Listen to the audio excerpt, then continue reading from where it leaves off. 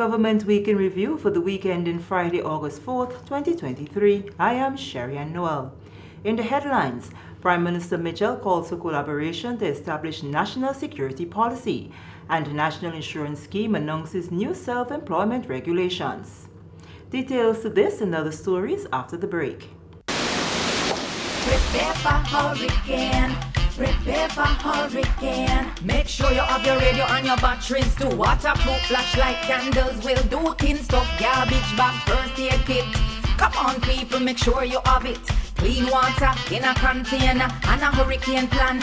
Hear me no man. Hurricane damage is beyond your control. Surviving the aftermath is up to you. Have a hurricane plan. It can save your life and your family too. Prepare for hurricane. Your hair, prepare for hurricane. Welcome back. Grenada is moving forward with plans to formulate and establish a national security policy to create strategies to enhance safety and security for citizens. Prime Minister and Minister for National Security, Honorable Deacon Mitchell, on Thursday, during an address to the nation, said government is collaborating with key stakeholders to put measures in place to curb acts of crime and violence. He said on June 12, 2023, a National Security Council steering committee was established to start the process.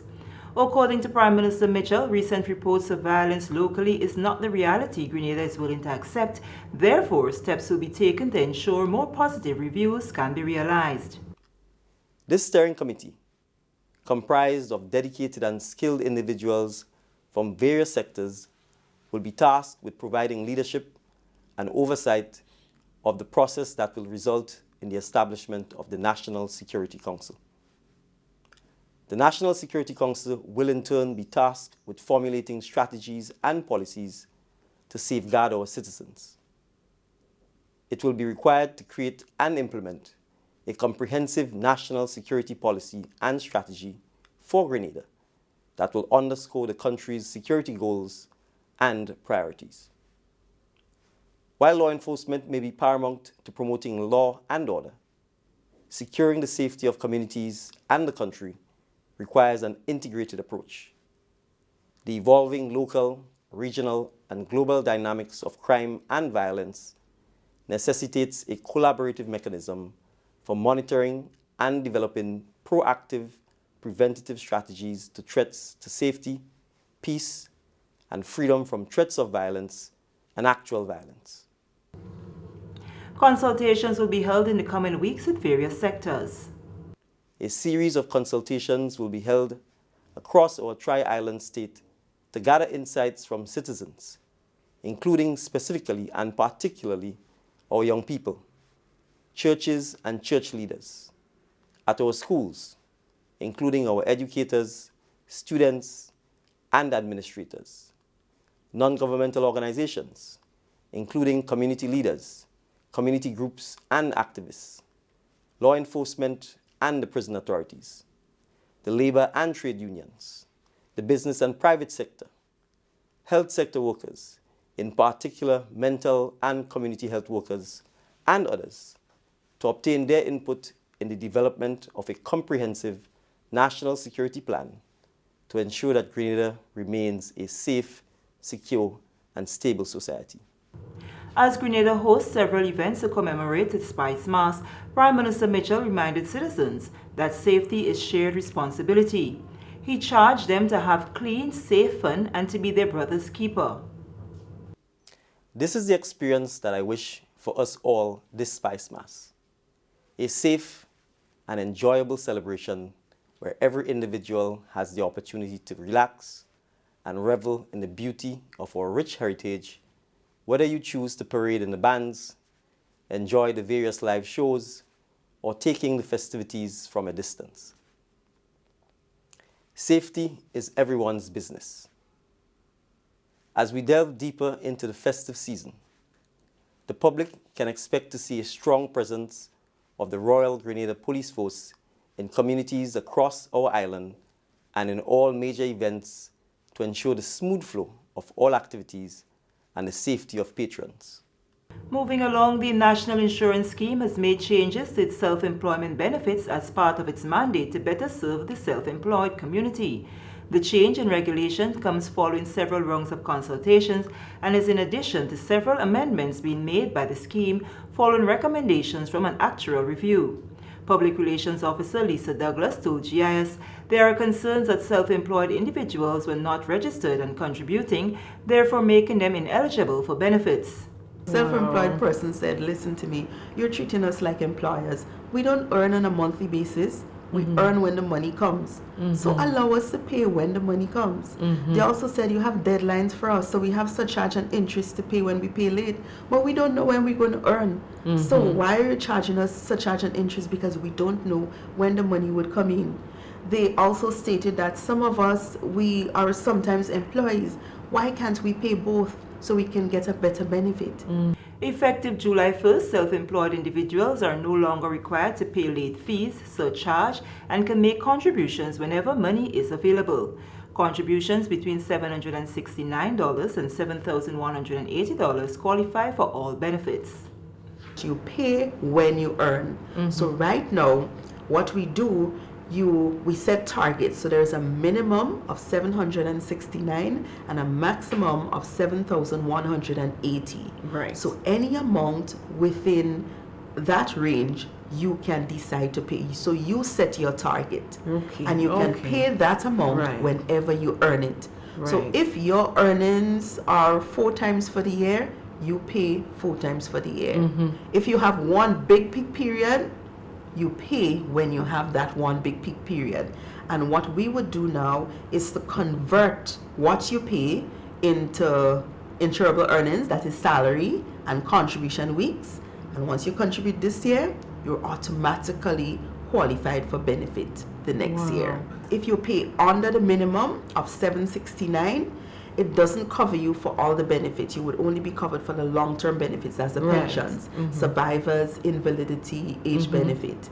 But once you pay more than 769 annually, you're covered for everything. So if you get sick, you're covered for sickness benefits. If you get pregnant, you're covered for your maternity grant and your maternity allowance.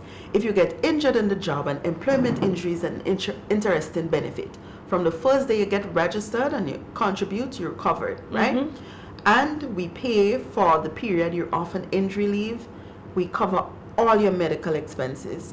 The Eastern Caribbean Supreme Court has released new civil procedure rules earlier this week, which took effect from July 31st. The changes follow a comprehensive review of the rules since they first came into force in 2000 and include a new Part 7 removing the requirement to obtain permission to serve out of the jurisdiction, making the procedure more efficient and agile for the commencement of proceedings while maintaining effective legal protections of the common law.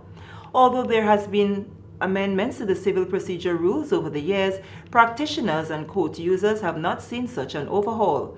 The 2023 update focuses on 3 of the key areas: service of court process out of the jurisdiction, judicial settlement conferences, and appeals to the Court of Appeal. The revised edition of the rules was officially launched on Monday. Chief Justice, Her Ladyship, the Honorable Dame Janice Pereira, explained that the amendments were crafted to suit the needs of the practitioners to execute their duties efficiently. She commended the review committee for a job well done. Many areas of practice covered under the rules have been revamped.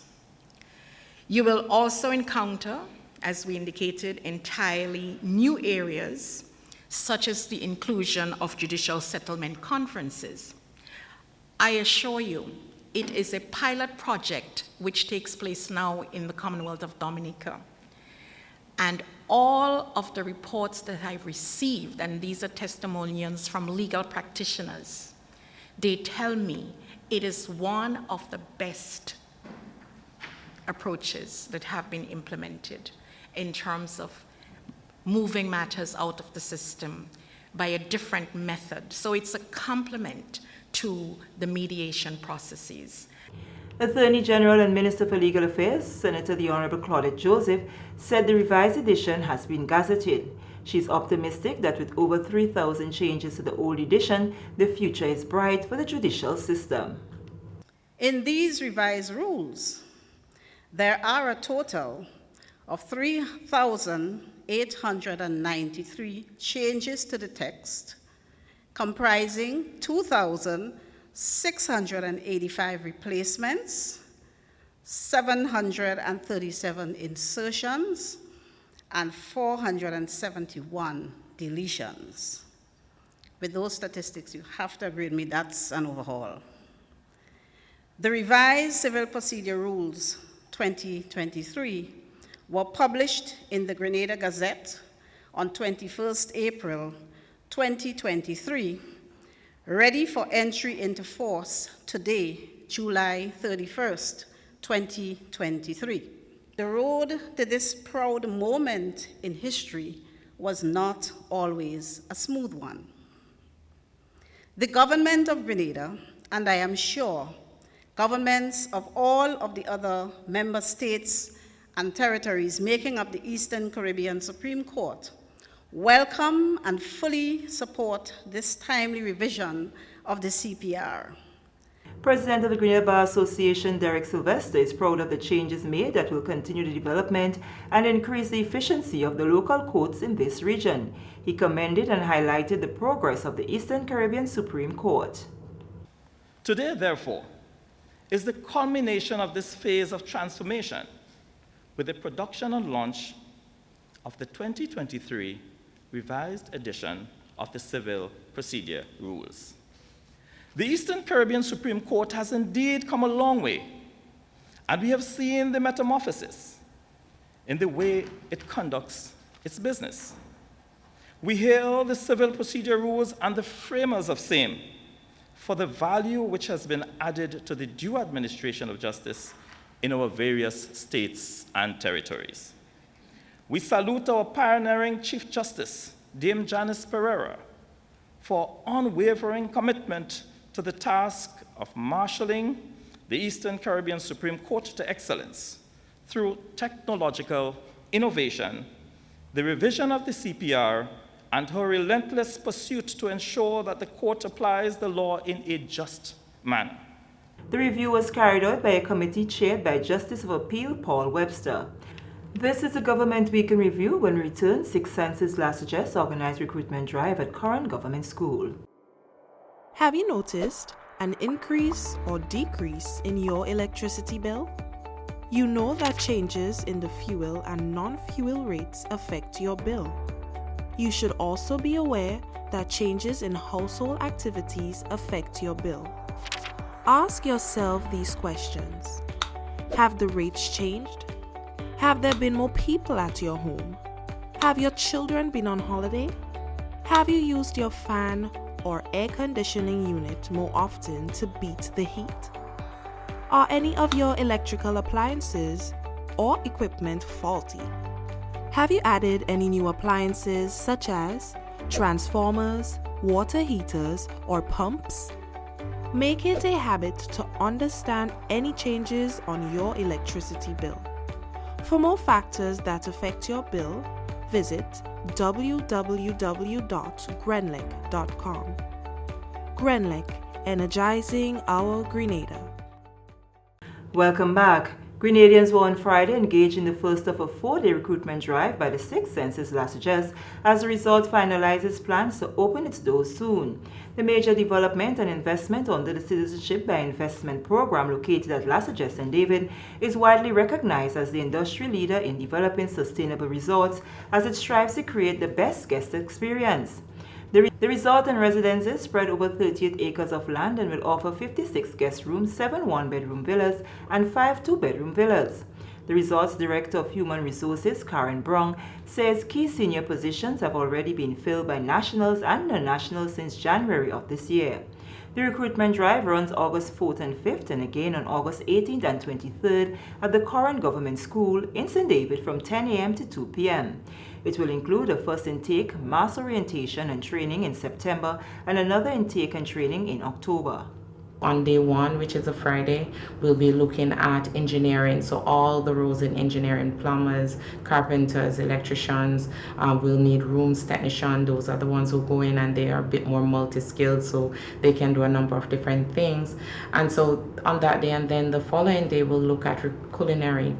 And we're excited about culinary. We have a great executive chef, and when you think about Eat with Six Senses, this really is going to be another opportunity for culinary professionals to learn more about, just organic cooking and just how we use all the different things that's available in Grenada to prepare exciting meals. I mean, we have so much to offer in terms of oil down that's going to be on our menu. We won't share too much. We can't share too much. But we are really very intentional, our general manager along with the rest of the team, very intentional about making sure that although Six Senses is a global brand and we maintain that global sensibility, we still want to, that's one of our values. We still want to make sure that we operate, in that environment that's very local, represents the culture of Grenada.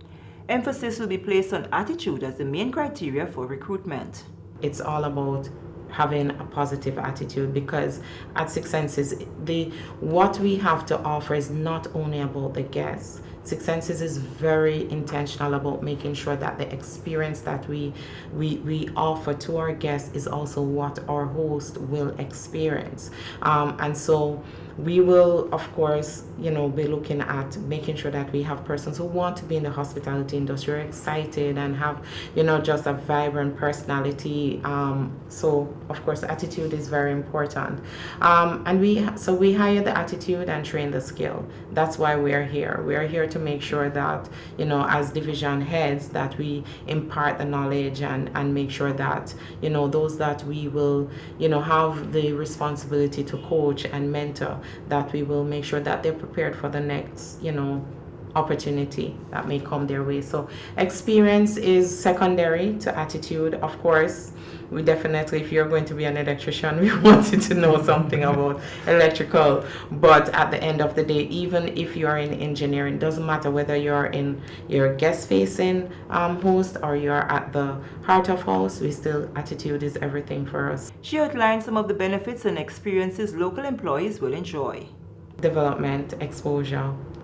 You're going to learn, you're going to grow, you're going to be exposed to new things that, we've only maybe seen and read about. So they're definitely going to learn. But also one of the things that I would have mentioned earlier is we've spoken about wellness and sustainability. That is really the pillars on which we operate, and that goes for everyone who is a part of the team at Six Senses. So they will be able, so we're working on, when it comes to wellness, the 8 dimensions of wellness. So our hosts will have the opportunity to grow and experience different activities and initiatives that focuses on their total well-being, spiritual, physical, social, to that point. Even now we've started already, so we do a wellness walk 3 times a week, mandatory on Wednesday, because we need to be well to make sure that we operate in a very, healthy work environment, right? But outside of that, of course, a Six Senses host will have the opportunity after 1 year to stay at any Six Senses in the world, and that's so we're just sharing that a little bit. But locally, of course, life insurance, you will have all of those benefits. We'll make sure that we have from our host cafe that we serve in healthy meals, and there just a number of initiatives. Chairperson of the Grenada Allied Health Professionals Council and Permanent Secretary in the Ministry of Health with responsibility for strategic and operational management, Dr. Nicole Fort and Naomi Jeremiah, opened the doors to the new building of the council on Tuesday.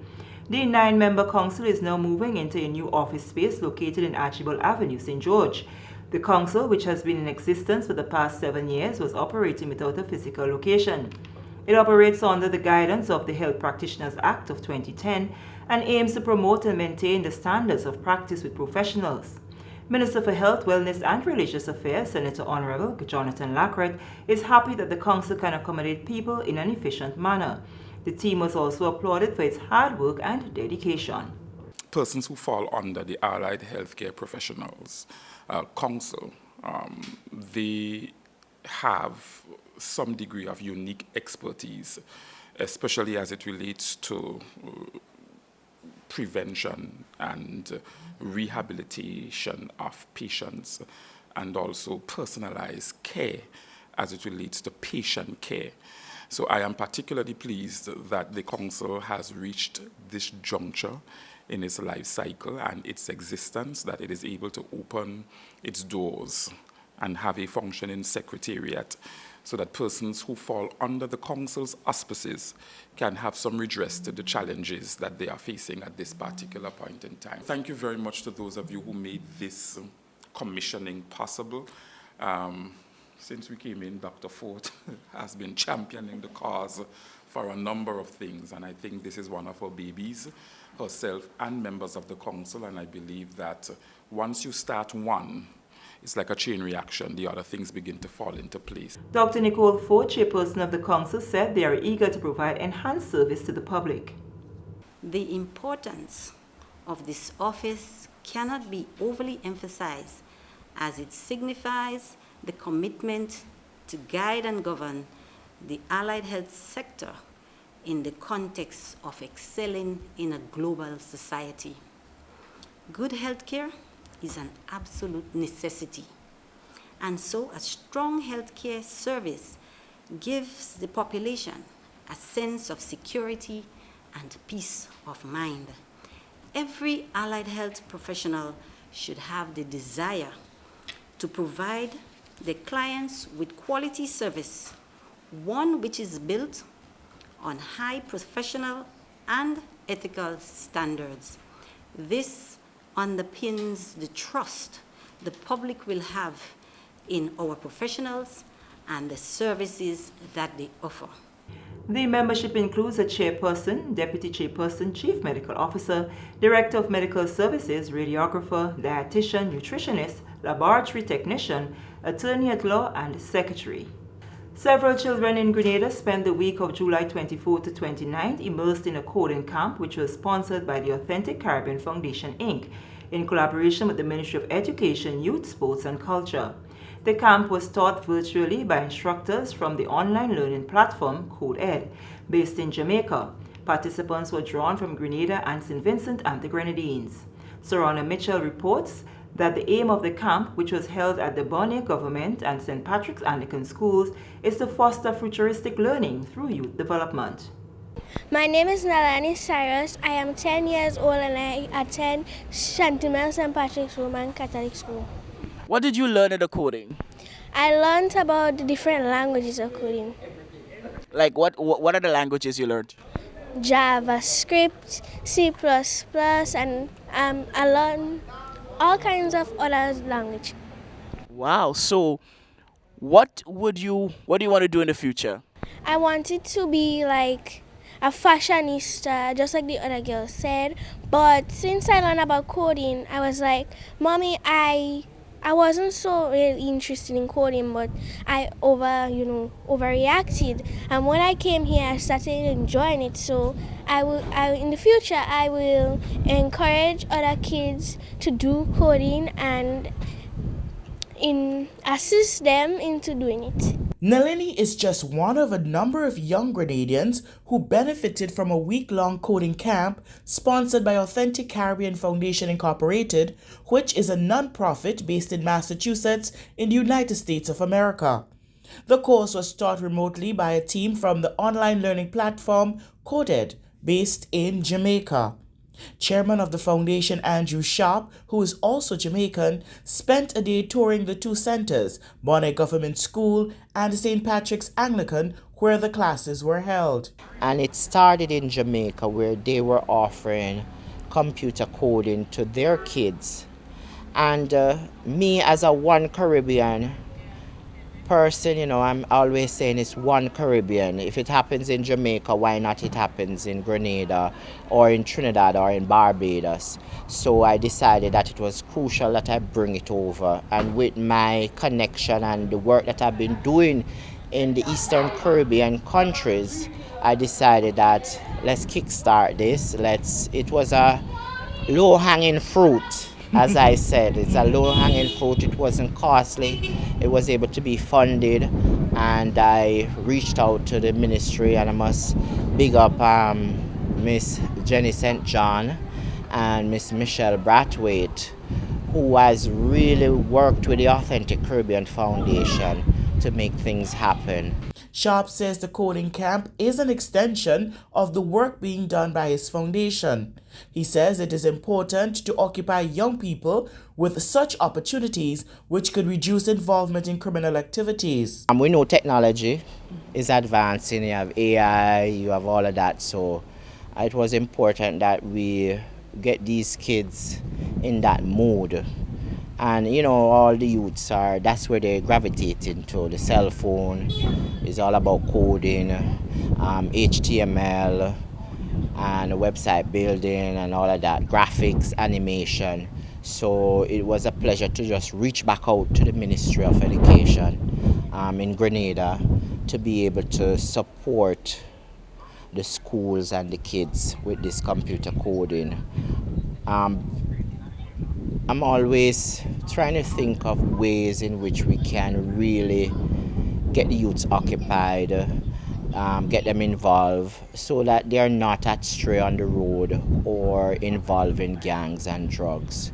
So more programs, more after-school programs for the kids is crucial, and I'm excited that we were able to sponsor again this computer coding class. Sasha Alexander is a teacher at the Victoria School for Special Education who thinks more children should learn coding. I had absolutely no idea about coding and anything involved with coding and computers. I know about computers and so, but I learned that there are different languages. I've heard about HTML, JavaScript, and so on, but I didn't know that there were languages of coding. I just knew about it, but I've learned about that and the animations, and even looking at some of the things that we did with the scratch coding and, not scratch coding, but block coding and script coding.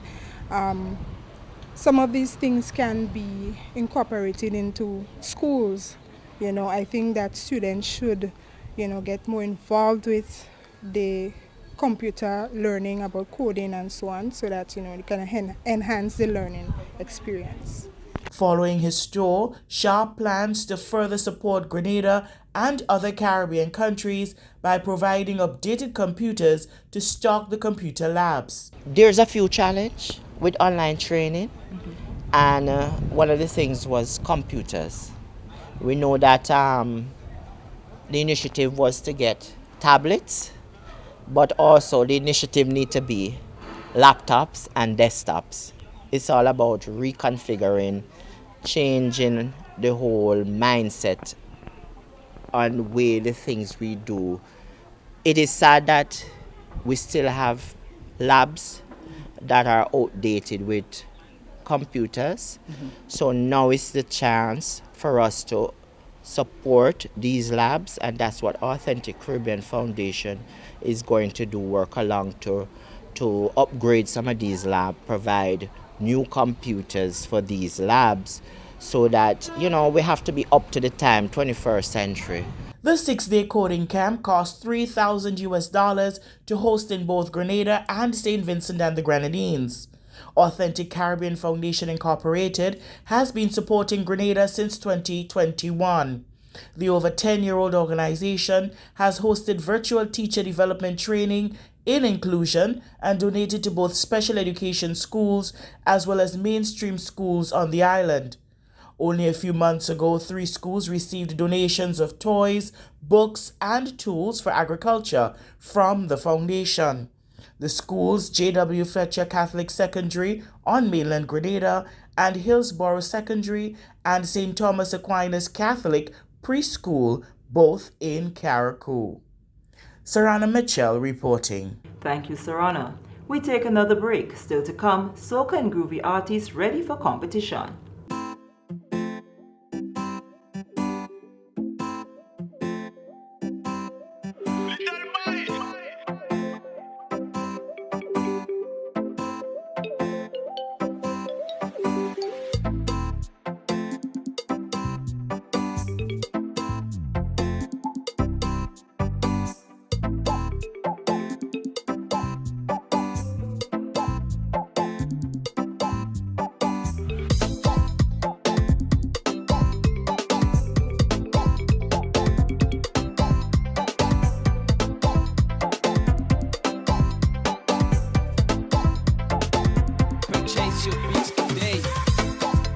Welcome back. The parishes of St. George, St. Patrick, and St. David will be equally represented on Bacchanal Friday at the 2023 Soca Monarch on August 11th, with each parish having representation of 4 soca artists.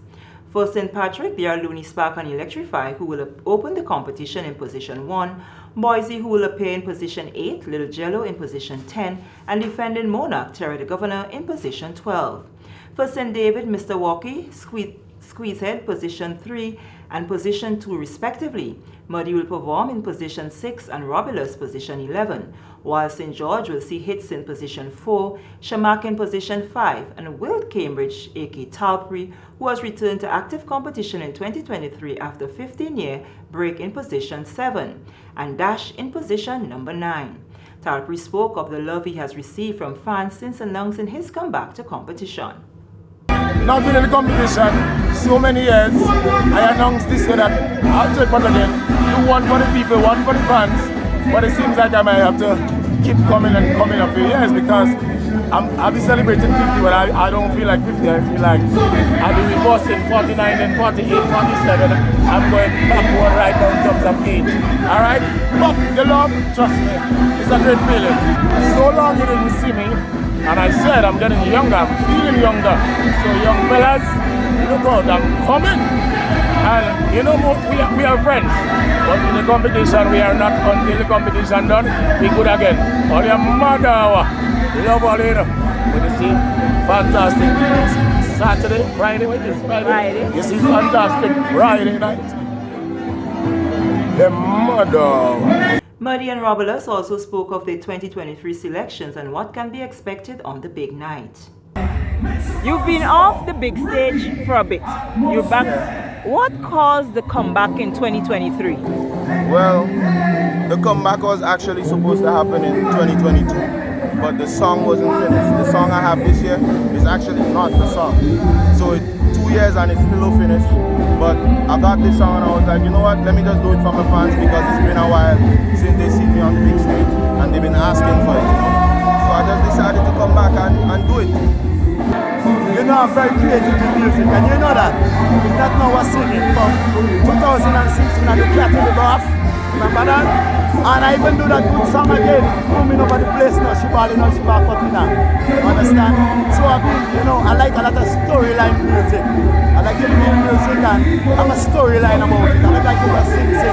I like storyline, I like to tell story in my music. 12 groovy artists will also take to the stage on Bacchanal Friday night in the following order for a chance to dethrone reigning Monarch Crave: Looney Spark and Electrify, Valine, Superfly and Flint, Blackadan, Crave, Dash, Rooney J, Little Jello, Boise, Mr. Walkie, Terra the Governor, and Mr. Golding. Admission to the Bacchanal is $100 and showtime 8 p.m. In the spirit of emancipation, reclaiming our African identity, the theme used to commemorate this year's Emancipation celebrations. The build-up to the 1st of August includes weeks of activities by various community-based and non-governmental organizations and cultural organizations. On Monday, August 1st, an ancestral libation was held at the Melbourne Street Police Barracks and Market Square. Culture Minister Honorable Ron Redhead, Chairman of the Reparations Committee, CEO of the Cultural Foundation, drummers and others marched to Melbourne Street for a brief ceremony. This journey to liberation is described by the persistent determination of men and women who bravely challenged the status quo and determined that their justice was important, determined that their freedom was important, which is all freedom today. It stood on the belief that regardless of our race or creed, you are a human being and deserve to be treated with respect and have the right to achieve social and economic progress. CEO of the Greener Cultural Foundation, Livingston Nelson, said being truly emancipated starts with our habits and mindset. To be emancipated, one must decide as a Grenadian, how can you, in your own way, do anything to signify that you are an emancipated human being? What is it are you eating? What is it are you purchasing? Are you letting the religion divide us as a people? What music are we playing on our radio to hit for our children? What are the shows we're showing on our television? What are we doing with our school? No, we are teaching history. Are we going to teach our culture? Are we protecting our environment? Are we keeping our country clean? As an individual, you have a responsibility. It's only a free man that would decide he wants to develop his household. It's only a free people who would want to develop their country. So in the spirit of emancipation, we must hold on to those minor things, those small things that make us a people. Chairman of the Grenada Reparations Committee, Ali Gill, warned that the significance of Emancipation Day cannot be allowed to dwindle, since our ancestors fought tirelessly for our freedom. Did you know 550 slave ships came to Grenada and brought in 129,000 enslaved Africans? Did you know? And that is why, sisters and brothers, our Africanness, our blackness, the fact that those who came before us fought and won their freedom, not by some European abolitionists, but because they fought every day, they resisted every day for our freedom.